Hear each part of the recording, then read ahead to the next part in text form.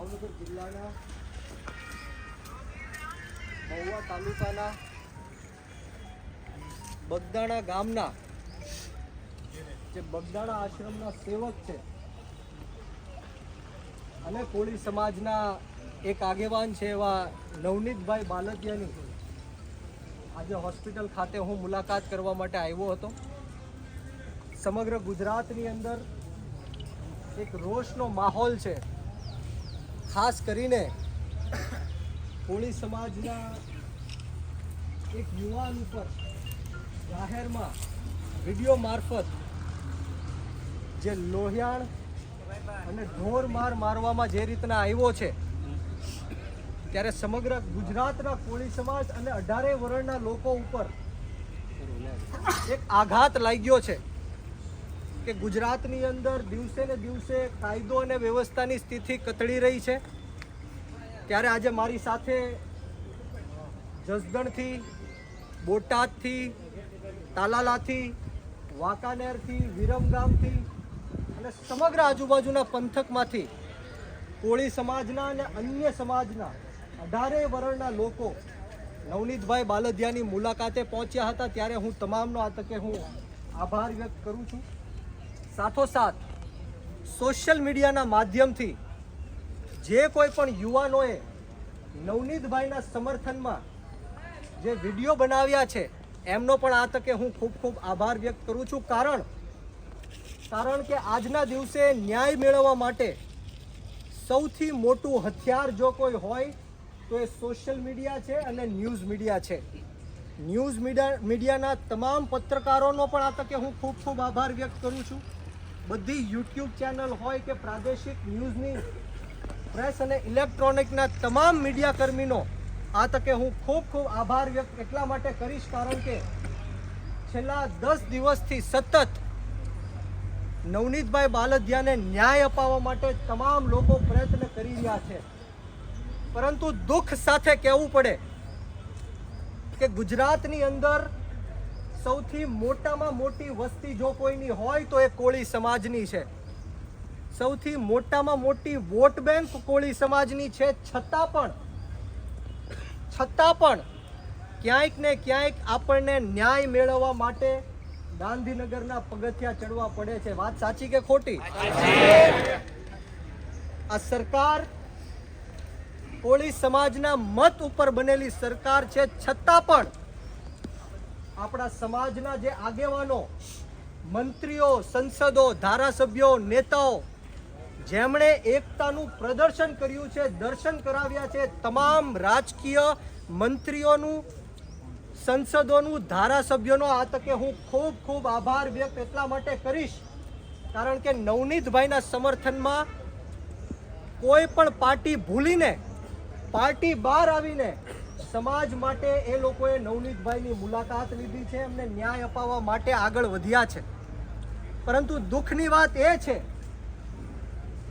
કે આપણા મતે બનેલી સરકાર, આપણે કોઈ સરકારનો વિરોધ નથી, પરંતુ આ ન્યાયતંત્ર ઉપર, આ પોલીસ તંત્ર ઉપર આપણે આક્ષેપ લગાડીએ છીએ કે એક બાજુ વિછ્યા પ્રકરણમાં નિર્દોષ 92 લોકો ઉપર જેમની પાસે કોઈ એવિડન્સ નથી, કોઈ ફૂટેજ નથી, કોઈ વિડીયો નથી, કોઈ ડિજિટલ એવિડન્સ ન હોવા છતાં પણ 92 જણા ઉપર 307ની કલમો લગાડવામાં આવી અને એક બાજુ નવનીતભાઈના કેસમાં તમામ વિડીયો રેકોર્ડિંગ છે, સીસીટીવી ફૂટેજ છે, ઓડિયો રેકોર્ડિંગ છે, કોલ રેકોર્ડિંગ છે. ફરિયાદી પોતે એમ કહે છે કે એટલા લોકો મારા ષડયંત્રમાં સામેલ હતા, છતાં પણ એમની ઉપર એક સામાન્ય ફરિયાદ લેવામાં પણ નથી આવતી. એ આપણી માટે કમનસીબીની વાત છે. વાત સાચી કે ખોટી? આપણે કોઈની અહીંયા ટીકા ટિપ્પણી કરવાની નથી, કોઈનો વિરોધ કરવાનો નથી. સોશિયલ મીડિયાના અને મીડિયાના માધ્યમથી હું તમામ લોકોને કહેવા માંગુ છું કે આ લડાઈ છે કોઈ બે સમાજ વચ્ચેની લડાઈ નથી. આ કોઈ કોળી સમાજ કે આહિર સમાજ વચ્ચેની લડાઈ નથી. આ વ્યક્તિગત લડાઈ છે. આ અસામાજિક તત્વોની સામેની લડાઈ છે. 18 વર્ણના યુવાનોના મારી ઉપર ફોન આવ્યા છે અને નવનીતભાઈને સમર્થન આપ્યું છે. ત્યારે આપ સૌને હું વિનંતી કરવા માટે આવ્યો છું કે કોઈ બે સમાજ વચ્ચે બાધા બોલી કરવાની કોઈ જરૂર નથી. આપણે સંપૂર્ણ રીતના નવનીતભાઈની સાથે ઊભા રહીને એમને ન્યાય અપાવવાનો છે, કારણ કે સમગ્ર ગુજરાતની અંદર આ પહેલો બનાવ નથી. આવા હું 50 બનાવ ગણાવી શકું જ્યાં કોળી સમાજ ઉપર જ અન્યાય અને અત્યાચાર થાય છે. અમરેલી જિલ્લાના લાઠીની વાત કરું તો 30 જેટલા નિર્દોષ કોળી સમાજના લોકો ઉપર 307 લગાડી. મહુવા તાલુકાના ઊંચા નીચા કોટડાની વાત કરું તો 200 કરતા પણ વધારે વૃદ્ધ મહિલાઓને, વૃદ્ધ લોકોને ઢોર માર મારી લોહી લુહાણ કરીને જેલમાં પૂરવાનું કામ કર્યું, લોહી લુહાણ કરવાનું કામ કર્યું, 307 લગાડવાની કામ કર્યું. ત્યારે આ પહેલો બનાવ નથી, પરંતુ હું આપ સૌને વચન આપવા માટે આવ્યો છું, કે આ ખાતરી આપવા માટે આવ્યો છું કે આ નવનીતભાઈ બાલદિયાનો છેલ્લો બનાવ છે. આજ પછી ક્યારે કોળી સમાજ ઉપર અન્યાય કે અત્યાચાર થશે તો બધા જ લોકો પાર્ટી ભૂલીને એક મંચ ઉપર આવીને સમાજને ન્યાય અપાવવા માટે હાકલ કરજો. આજે હું તમને સૌને પૂછવા માટે માંગુ છું કે પીઆઈ ની માત્ર બદલી કરાવી દીધી. શું પીઆઈ ની બદલી કરાવવાથી કોળી સમાજને, નવનીતભાઈને ન્યાય મળશે, હા કે ના? શું એસઆઈટી ની રચના કરવાથી ન્યાય મળશે, હા કે ના? આવી હું તમને 50 એસઆઈટીઓ ગણાવી શકું. અમરેલી જિલ્લાના પાયલ ગોટી બેનના કેસમાં પણ એસઆઈટી ની રચના થઈ. કોને ફાંસીના માચડા ઉપર ચડાવ્યા? ટીઆરપી ગેમ ઝોનમાં અગ્નિકાંડ થયો, અનેક નિર્દોષ લોકોના જીવ ગુમાવ્યા. કોને એની ઉપર એસઆઈટી ની રચના થઈ? કોને ફાંસીના માચડા ઉપર ચડાવ્યા? ગંભીરા બ્રિજની પુલની દુર્ઘટના થઈ, એમાં પણ આ એસઆઈટી ની રચના થઈ. કોને ફાંસીની સજા આપી? તો આ ષડયંત્રથી આપણે બચવાનું છે. આ માત્ર ને માત્ર કોળી સમાજનો રોષ છે, એ ઠંડો પાડવાનું કામ છે. કોઈ પીઆઈ ની બદલી કરવાથી નવનીતભાઈને ન્યાય નથી મળી જવાનો, કોઈ એસઆઈટી ની રચનાથી ન્યાય નથી મળી જવાનો. પરંતુ હું કોળી સમાજના યુવાનોને ખાસ કહેવા માંગીશ કે જો કોળી સમાજને પોતાનો હક, અધિકાર અને ન્યાય ન મળે તો કોળી સમાજના યુવાનો જાગૃત થઈ જાઓ.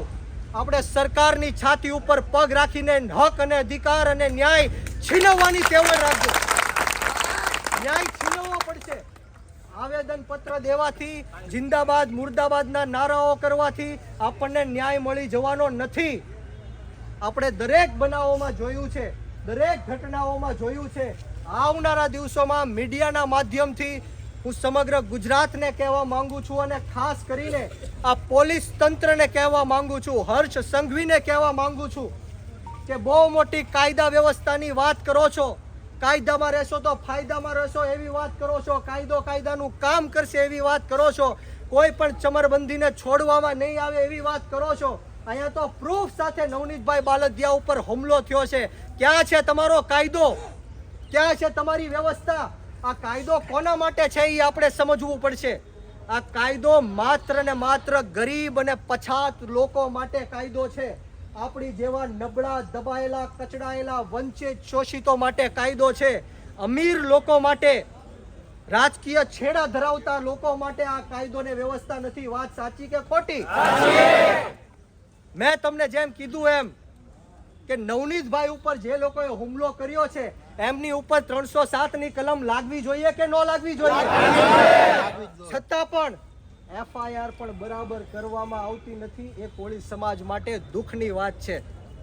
હું આ તકે તમામ રાજકીય નેતાઓને કહેવા માંગીશ, મંત્રીઓને કહેવા માંગીશ, સંસદોને કહેવા માંગીશ, ધારાસભ્યોને કહેવા માંગીશ, નેતાઓને કહેવા માંગીશ કે તમે જે એકતાના દર્શન કરાવ્યા છે એ અમારી માટે ગર્વની વાત છે.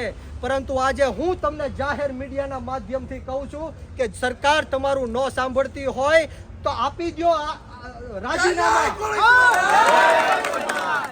સરકાર તમારું ન સાંભળતી હોય તો આંદોલન કરવા માટે તૈયાર થઈ જાઓ. અને મીડિયાના સમક્ષ કહું છું કે જો 10 દિવસની અંદર નવનીતભાઈ બાલદિયાને ન્યાય ન મળ્યો તો અમારી 14 જાન્યુઆરી વીર માંધાતા મહારાજની જન્મ જયંતિ આવે છે. બગદાણાની અંદર 1 લાખ કોળી સમાજને ભેગા, બગદાણા મુકામે 1 લાખ કોળી સમાજ અમે ભેગો કરીશું. નવનીતભાઈ બાલદિયાના નેતૃત્વમાં એમને ન્યાય મળે એવી હાકલ કરીશું. બોલો, તમે બધા તૈયાર છો? કરવું માન અપાવો છે નવનીતભાઈને ન્યાય બોલો જય કોળી સમાજ જય માનધાતા ખૂબ ખૂબ આભાર.